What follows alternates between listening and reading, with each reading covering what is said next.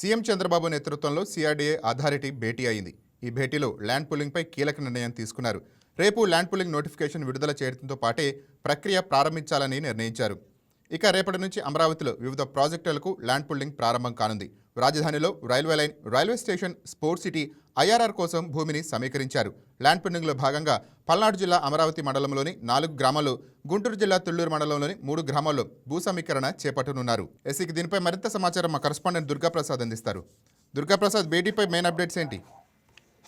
Right అని రెండోసారి land pooling సంబంధించి రేపటి నుంచి అఫీషియల్ గా నోటిఫికేషన్ జారీ చేయనుంది ఏపీసీఆర్డీఏ.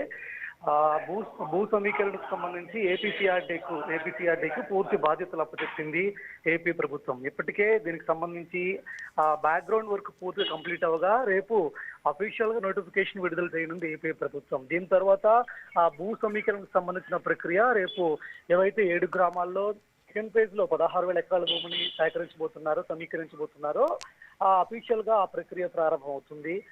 దీనికి సంబంధించి ఇప్పటికే 16,000 ఎకరాల భూమిని సెకండ్ ఫేజ్ లో తీసుకోబోతున్నారు.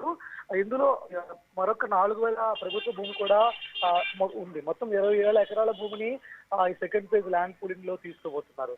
20,000 ఎకరాల్లో కూడా రాజధానిని మరింత అభివృద్ధి చేసేందుకు కొత్త కన్స్ట్రక్షన్లు చేయబోతున్నారు.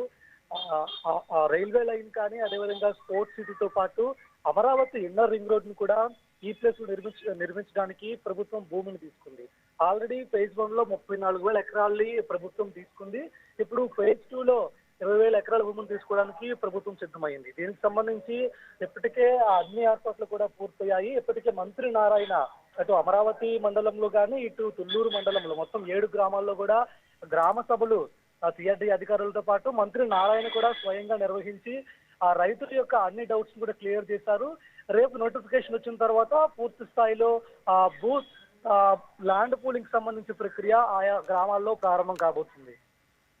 ఇక రేపటి నుంచి ఎప్పటిలోగా పూర్తి స్థాయి ల్యాండ్ పూలింగ్ ప్రక్రియ పూర్తి కాబోతుంది? అంటే సుమారు ఎన్ని రోజులు పట్టొచ్చు?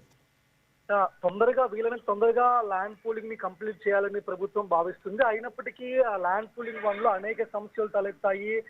జరీబ్ ల్యాండ్స్ కానీ అదేవిధంగా గ్రామ కంటాలు కానీ అసైన్ భూములు కానీ అలాంటి అనేక సమస్యలు కూడా వచ్చాయి. ఈ ఫేజ్ 2 లో అలాంటి సమస్యలు లేకుండా చాలా ట్రాన్స్పరెన్సీగా భూ సమీకరణ చేయాలని ప్రభుత్వం భావిస్తుంది.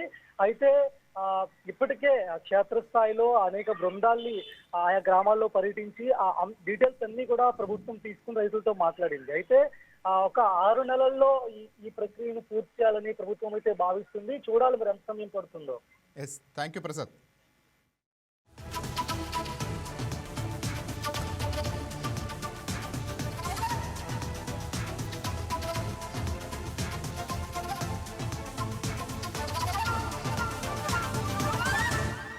Please subscribe to YK TV Network. Please subscribe to YK TV. Please watch YK News.